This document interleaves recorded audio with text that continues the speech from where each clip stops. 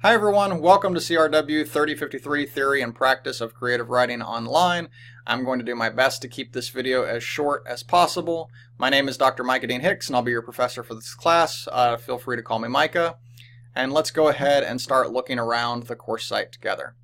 So when you first log into the site, your homepage, you're going to see a welcome video, which I'll have posted soon, the syllabus, the modules, and tech support. The big things you'll need to know a little bit more about will be the syllabus and the modules, so we'll look at those.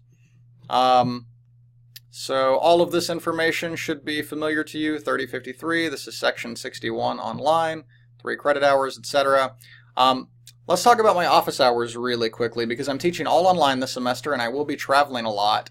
So I do have office hours Wednesdays 2 to 5, but there will be many weeks that I won't be here. I'll be traveling. I'll be gone somewhere else. I'm also overseeing something like 4 graduate students who are probably going to be in my office pretty much all the time. So really, if you need to see me face to face and an email won't cut it, the best way to go about that is to email me to make an appointment, and I'll make time to make sure that I'm able to talk to you and we can take care of whatever it is that you need. Most of the time, though, email, I'm super responsive. I'll get back to you fast, and that'll take care of most things that will come up.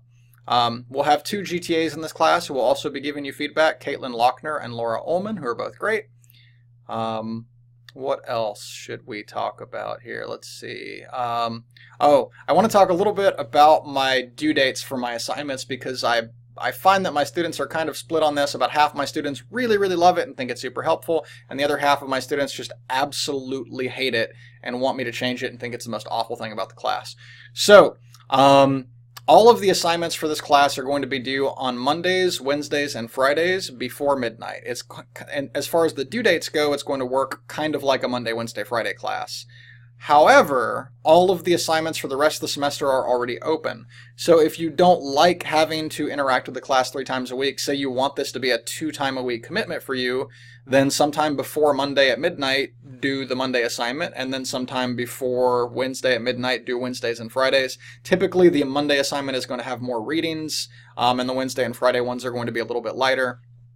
So keep all of that in mind. If you want to just do all of your assignments 1 day a week, then on Saturday or Sunday, do your week's worth of assignments. Like I said, they're all open already. It is completely up to you. You don't have to do them 3 times a week just because the due dates are set up 3 times a week. The reason I set them up that way is because educational researchers have found that students tend to do better when they interact with material multiple times throughout the week, when they interact with stuff regularly and are doing assignments and are reading in small doses throughout the week.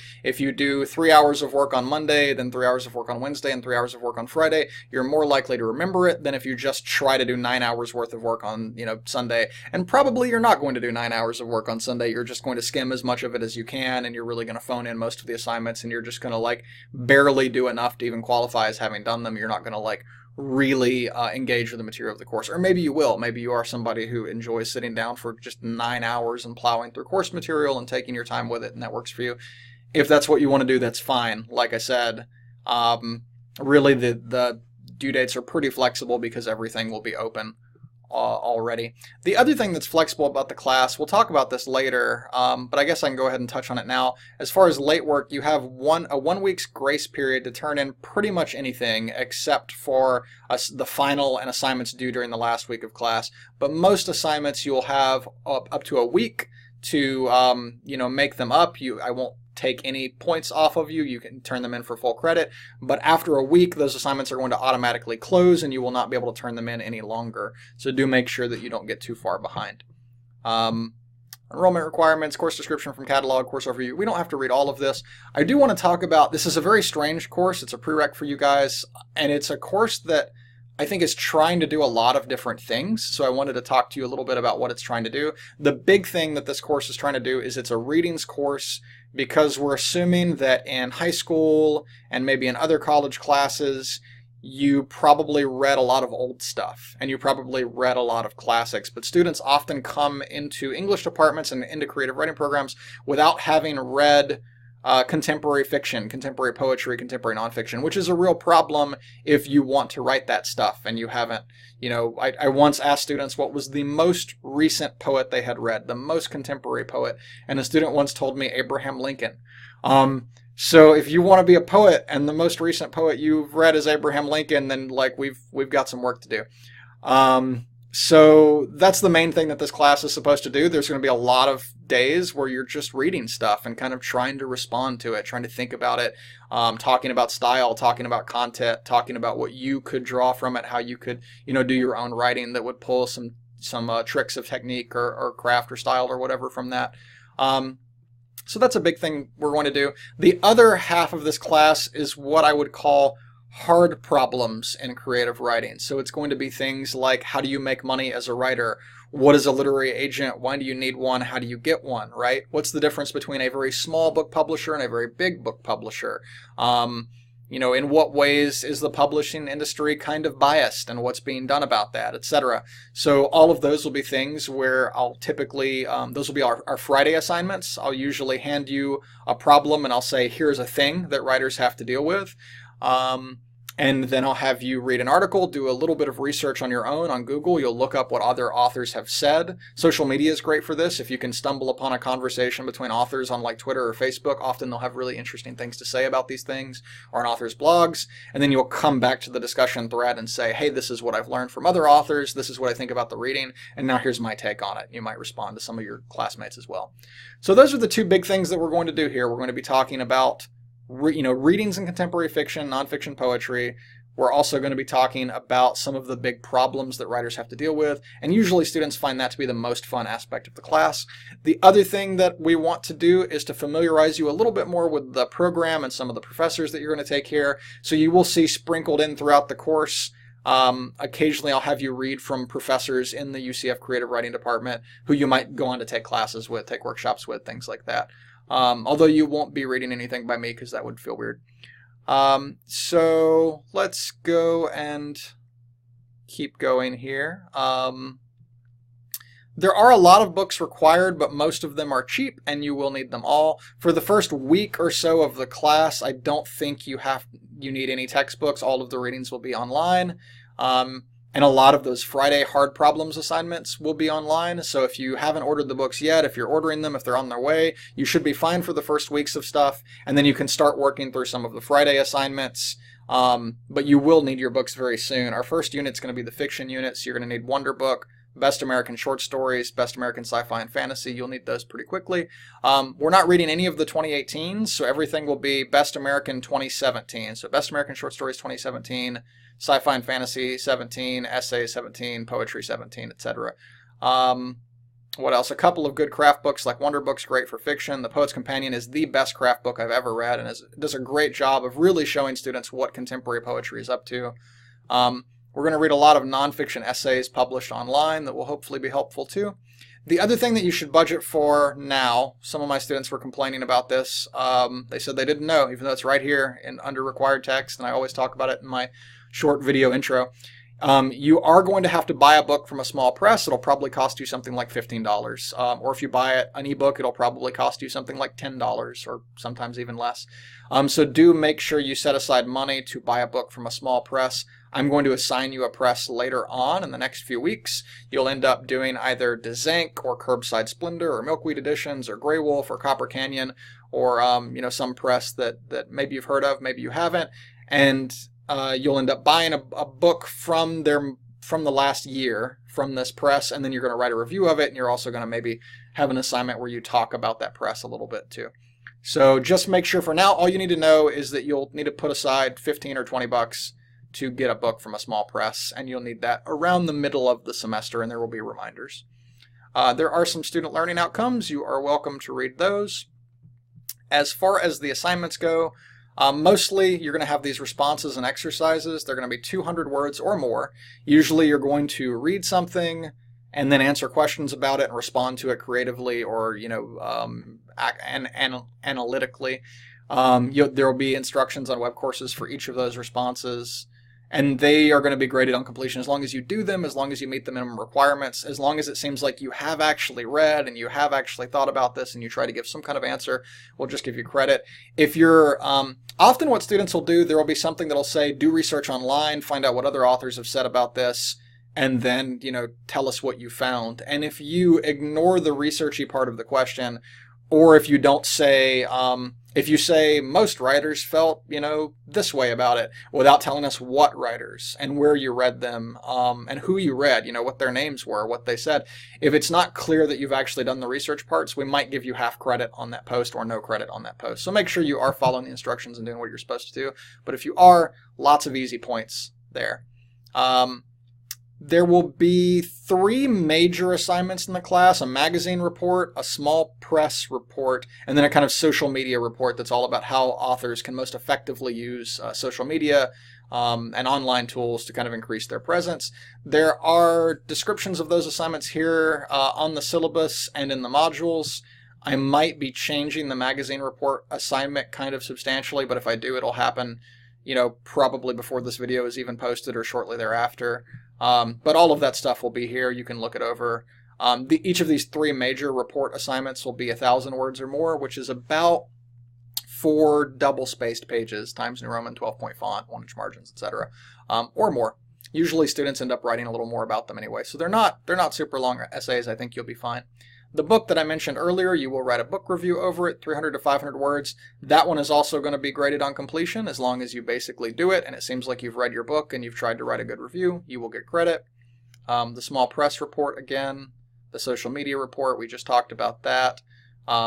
You'll write for your final, you're going to do a success plan. This is also going to be a graded on completion sort of thing because you'll be turning in the social media reports about a week before the final as your last big assignment, and there are going to be something like 160 or 180 of you, and it's going to take us a couple of weeks to get all of those graded. So this is the last major assignment you'll have, but for your final you'll just turn in the success plan where you'll kind of reflect on the course, and you'll talk about what do you think you need to really improve as a writer or as a teacher, as a scholar, whatever it is you want to end up being as an editor.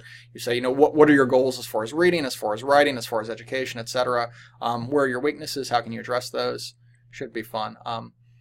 All of my grading is going to be based on these standards of written work here. So make sure if you don't understand the difference between a B and an A, or an A, B and a C, etc., make sure you familiarize yourselves with these. I'll say that in my classes, a B grade is usually a pretty wide spectrum, whereas a C is a little bit more narrow, and an A is very, very narrow. It can be really hard to get an A, because an A piece of writing isn't just you followed the directions and you did it. It's that you did it exceptionally well, right? That your ideas were more original, more interesting, more inventive than other students' stuff, that it feels new and original. In short, that it does what good writing does, that it's exciting, that it's, that it's really polished, it's the ideas are really good, that it's really focused, that it's really clear, it's doing all of these really good things. Most people end up making like a B of some kind, a high B or a low B, and typically something has to have some pretty substantial problems in order for me to give it lower than that.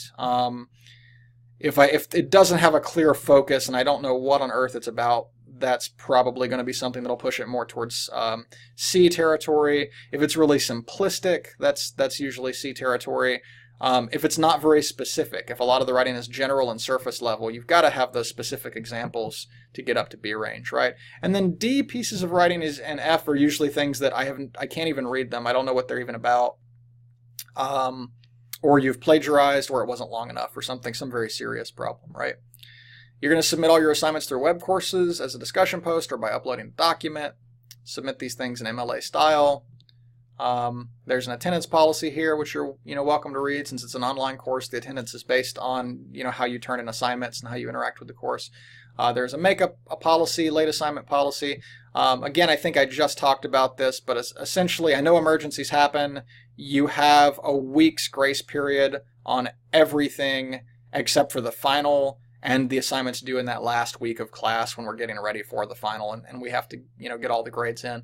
But generally, most things in the class, you can turn them in up to a week late with no penalty. Just get them in. After that, assignments will start closing down and you won't be able to access them anymore, and it will hurt your grade quite a bit. So most people who fail this class just end up not doing the work. So make sure you do the work and you should be fine. Extra credit leaderboard. This is kind of fun. Over the course of the semester, Caitlin is going to go through our GTA, and on Fridays, when you guys respond to those hard problems in creative writing, she is going to pick out the top 5 best of those. and we'll send everybody, a list of like, here are the people who won this week's leaderboard. They had the best responses. So if you want to go back and look at their posts and see what they've done well and improve your own, you can. And those people will get some extra credit in addition to a little bit of recognition for doing that. And you can only be on the leaderboard twice for a maximum of plus 2% extra credit in the class. You can see how the grade breakdown, works here. A lot of the points in the class are free. The responses and exercises, you do them, you get credit. That's 30% free. The book review, you do it, you get credit. As long as it's, it seems like a book review, it does what it's supposed to do. Same with the success plan. So you can see that that's like 40% of the points for the class are just free points if you do the assignments and turn in things and don't get too far behind. Whereas the magazine report, the small press report, the social media report, those are going to be your big flagship assignments. Where you'll get graded on those. They won't just be on completion, they'll be graded on how well you did them, right? Here's what the grading scale looks like for the class. We're not going to give incompletes. You can find a schedule of all the assignments under modules, and we're going to look at that in just a second. There's some policy statements here that you should read and familiarize yourselves with. As I understand it, the academic activity assignment, a lot of students get scared when they don't see an assignment labeled as the academic activity assignment. But what happens is at the end of the first week of classes, Web Courses is going to scan to see like who has turned in something. And the people that have turned in something will get, they'll count in terms of academic activity, and then the like floodgates of financial aid will open, and your, tasty loan money will flow freely, and you'll, get all of that if you are getting it.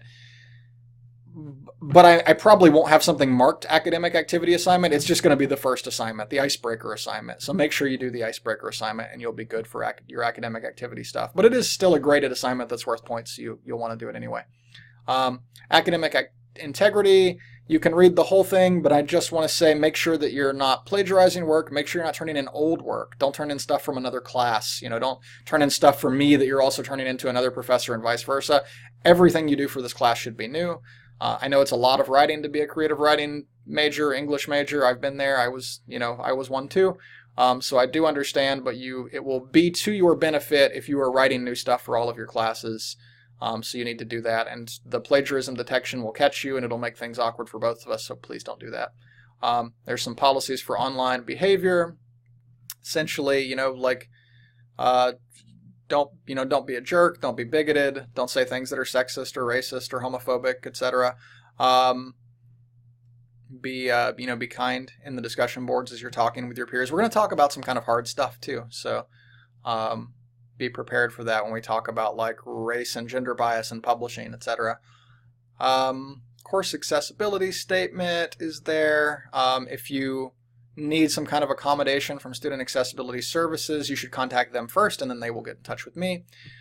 Campus safety information is here, copyright stuff, other things you can read. The syllabus, I do have a statement saying I can change the syllabus whenever I want, but if I change something big, I'm going to give you, a lot of notice, and I'm going to make an announcement in Web Courses to let you know, etc., right? If something small changes, I will also make an announcement, and I'll also give you notice. It'll just be less notice. So let's go through and take a look at the modules for the class now and get a sense of where the class is heading. Things are broken down by weeks, so Icebreaker is here in the first week, and then we start really week 1, which is career paths. And so occasionally you'll have things to read, and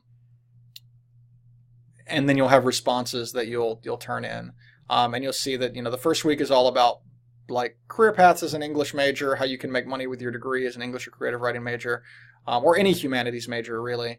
And we're going to investigate some of the myths that often get told about, how well English majors do on the job market. They're fine. Like there's nothing, it's not going to hurt your career to be an English major. Is the good news. The bad news is that that's only true because the economy is sort of scary and strange, and like, you're doing not worse than everybody else, but everybody's not doing, all that great. So I don't know if that'll be a relief or it won't be a relief. And then the weeks, we're going to do several weeks of fiction. Then we're going to move into poetry. Then we're going to move into nonfiction. We'll very briefly touch on script writing, but that's kind of out of the scope of what we're doing in this class because it's such a different form than everything else. And then your final. So those are the things that you need to be aware of. Like I said, you'll have lots and lots of daily responses, readings and responses. You'll have those 3 major assignments. You'll have several minor assignments. But that's it. I'm really looking forward to talking to you about the publishing industry, about book publishing, about magazine publishing, submitting to magazines, how you do it, why you would want to, about contests like the Best American Series and other prize anthologies like the, and prizes like the Hugo and the Nebula, etc. Talking to you about the differences between, genre fiction, science fiction, and fantasy versus literary fiction, and why that kind of, there's some friction there between certain, authors sometimes. So I think we're going to have a really good time, and you'll really get to dig into some industry things that'll be fun. And along the way, you'll get to work on your own writing, and you'll get to, do a lot of reading and hopefully get introduced to some writers that you haven't read before that will give you that will be your toolkit, right? Like the writers you read, the books you read, the poems, etc. Those are going to be the set of tools that you have to then build your own work and create your own thing. So reading widely and broadly is really, really good for you. So I'm excited about the class. I'm excited to work with you. If you have any questions or anything, please send me an email and let me know. But aside from that, we're looking forward to seeing your work starting on January 7th. Thanks so much.